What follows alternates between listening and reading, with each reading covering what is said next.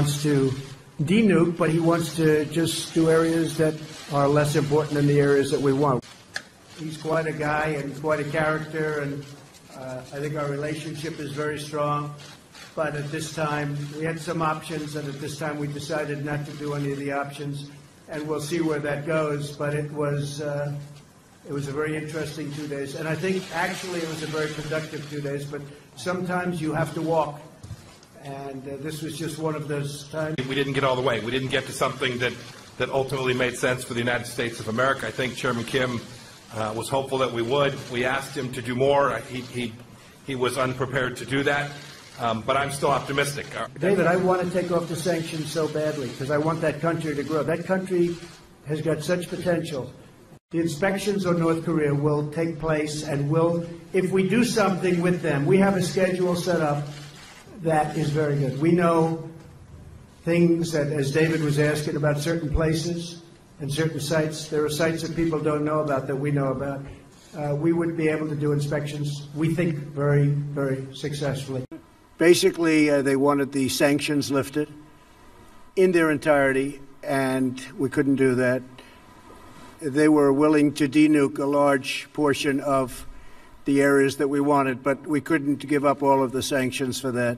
So we continue to work, and we'll see, but we had to walk away from that particular suggestion. We had to walk away from that. You know, I was watching, as a lot of you folks over the weeks have said, we've given up. We haven't given up anything. And frankly, I think we'll end up being very good friends with Chairman Kim and with North Korea. Do you think the next meeting could be soon or might take some time? Well, I can't tell you. I mean, it might be soon. It might not be for a long time.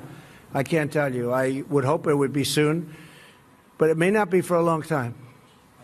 I could have done a deal today, but it would have been a deal that wouldn't have been a deal that would have been something that I wouldn't have been happy about. Mike would not have been happy about. We had some pretty big options, but we just felt it wasn't appropriate, and we really wanted.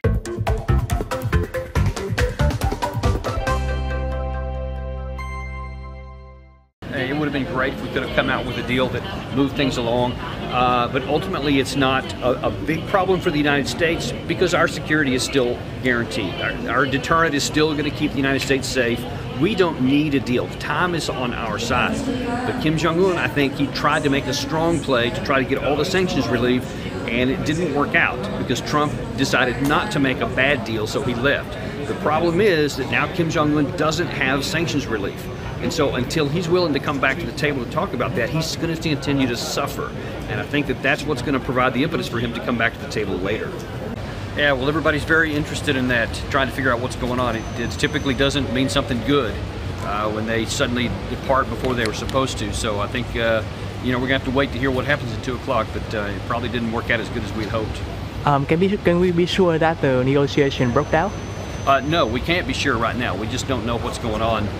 It's just very unusual, and that usually means something not good, but who knows, maybe that we'll be surprised. Okay. Do you think there's a chance that they will come back and meet and resume the negotiations? I think that's always possible. It could be that one side or the other put down a hard marker or hard decision or hard question, and the other side said, that's it, then we're going to quit talking, and maybe they went their separate ways, and perhaps they can come back and renegotiate. That's always possible. My name is Don Kirk. I've been following the North Korean nuclear issue for quite a few years. I also covered the Vietnam War from Saigon during the war. I was there at the height of the war on the American and what we call South Vietnamese side.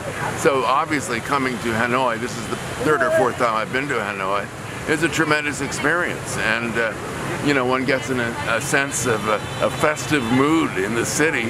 One sees these signs saying sustainable peace and city for peace. It's very interesting. What do you think about this summit? I mean, of course, it's the second summit, but still, the meeting between the U.S. president and the chairman from North Korea. It's a huge thing, right? It's a huge thing, but I'm not really optimistic about the results. I kind of think they're going to get around the whole issue of denuclearization. I don't think North Korea is going to agree on denuclearization. They may come through with some secondary agreements. They may have some kind of statement saying, oh, the Korean War is finished. They call it an end of war declaration. But I'm not optimistic about any really solid results. Don't you think that the expectation from the U.S. is too high? I mean, they take it as something for the survival of their system. Yeah, I'm not sure the U.S. has high expectations at this point, because Singapore was kind of a disappointment. There was a very vague statement about denuclearization, but that was about it. So I'm not sure they have really high expectations right now. But I think there are high hopes, let's put it that way. By the way, the big winner from this summit is going to be Vietnam for hosting the summit.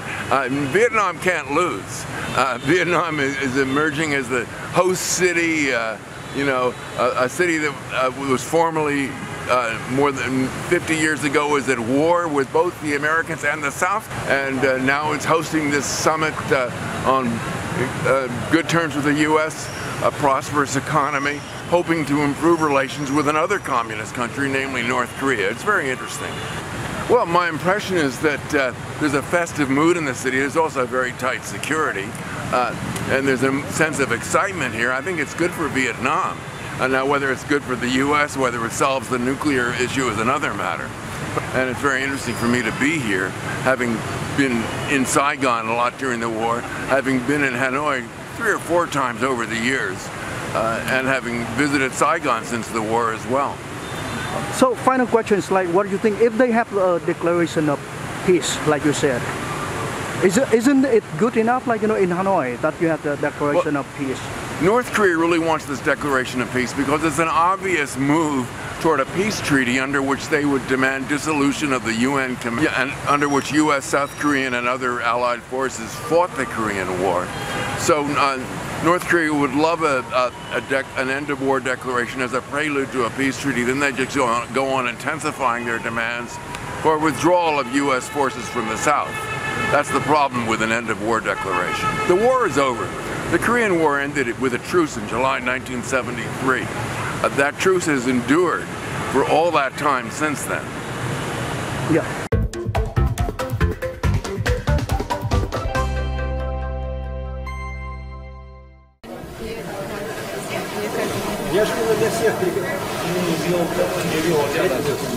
If I'm not willing to do that, I won't be here right now.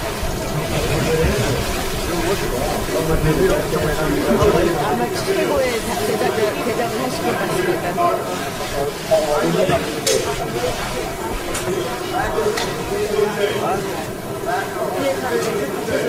단계를 구체적인 접근으로 취해서 계신다는 생각은 아직 안 했습니다. That is what we are discussing right now.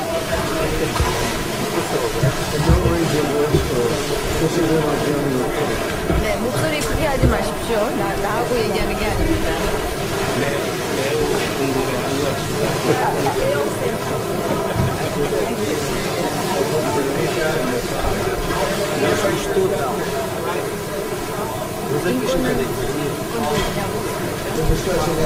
모든 걸 다 얘기하고 있습니다.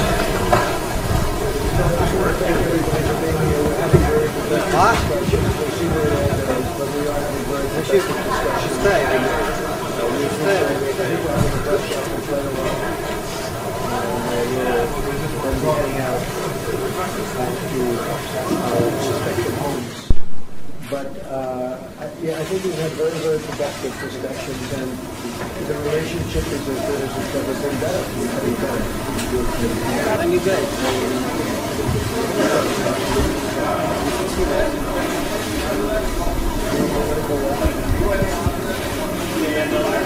종전선언을 할 시간이 되었습니다.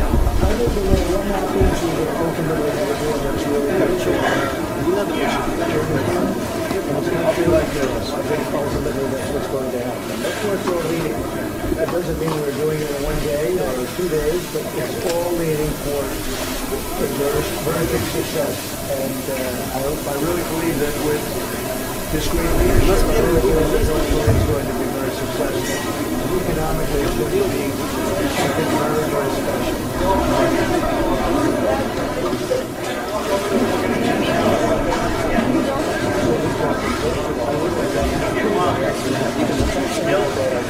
지금 이 질문에 대한 위원장의 답변을 듣고 싶습니다. You have enough, right? I don't think it's very loud. Just in case.